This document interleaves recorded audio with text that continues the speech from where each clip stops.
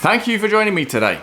Today, I want to talk about what we talk about. Let's talk about what you talk about. Now, once a couple's been married for several years, maybe a few kids have come along, the conversation might become very logistical. The conversations between the couple might become very logistical. Who's doing the shopping? Who's picking up this one from ballet? Who's picking up that one from school? How are we gonna, fit this family event into our schedule? Are you gonna go at that time and I'll come along later? Are we gonna go together? How are things gonna work out logistically? And actual conversations that are connecting, that are bringing the couple together, tend to become less and less. And therefore, we kind of lose that connection. We lose the magic in the relationship. So some topics, some ideas.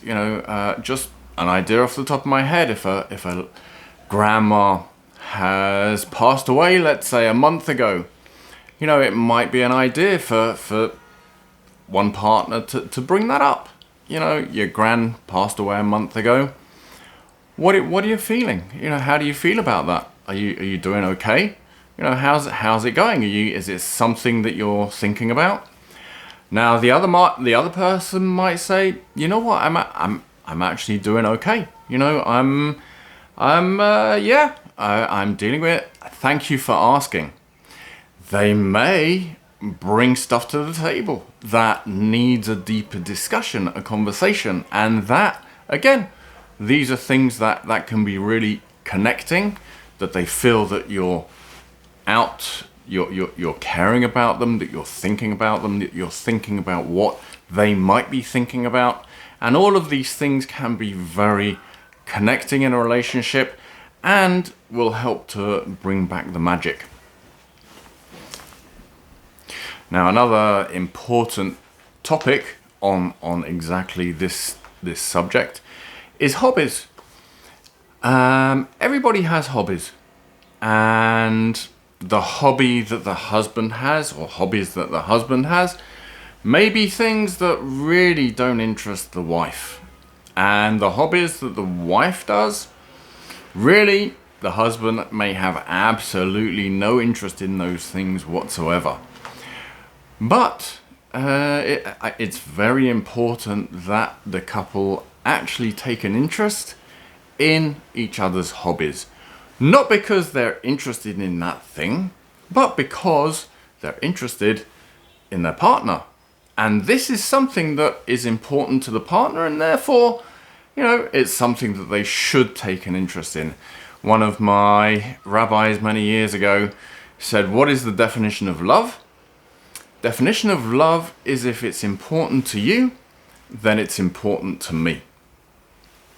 So if the husband, just an example off the top of my head, if the husband enjoys running and, every once a week, twice a week, he goes out running and, really he times himself, and he's, if he comes back from running and the wife says, running is at your age, you're getting older, you're going to do your knees in. There are so many stories of people that run as they get older, and then they do their knees in, and then they have to have knee replacement. And, I really don't want to see you in that kind of situation. The husband knows. Believe me, the husband knows that running can do your knees in. He doesn't need his wife to bring that to the table. What he wants to hear from his wife is things like, how was your run today? How far did you run? How did your timing go compared to last time, last week, last year? Are you improving? Are you doing the same routes? Are you doing different routes? How does it feel? Do you feel more energized when you run?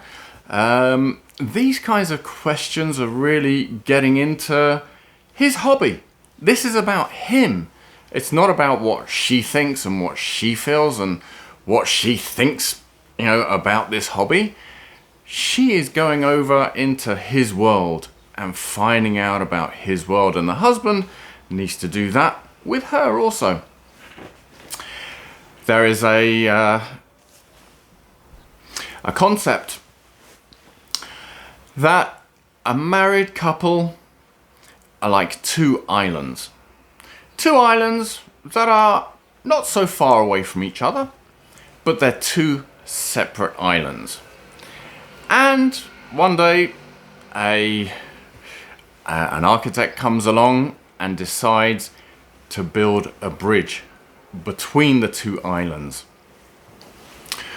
So one island is able to come all the way over to the other side, to the other island, and that's how they meet. Or the other island can go all the way over to meet the other island. Or they can both come on the bridge, meet halfway, meet 3/4 of the way, more towards that island, or meet at any point on the bridge.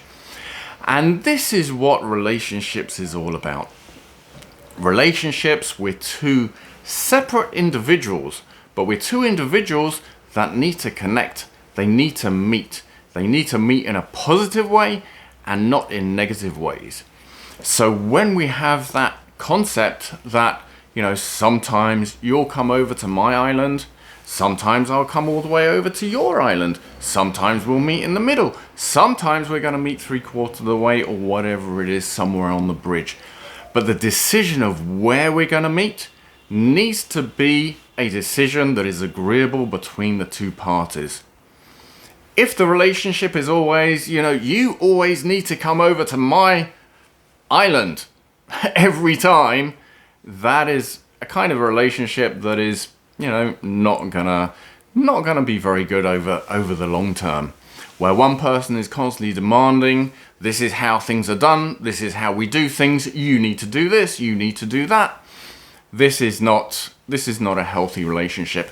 So there needs to be, when there are discussions, I've discussed this many times on my channel, when there are decisions that need to be made, there needs to be conversation, there needs to be agreement, and there needs to be both sides saying, yes, this is how we're gonna do things. I hope this was a helpful video. Thank you for joining me today. Please like this video if you enjoyed it, subscribe to my channel, and I hope to see you again soon.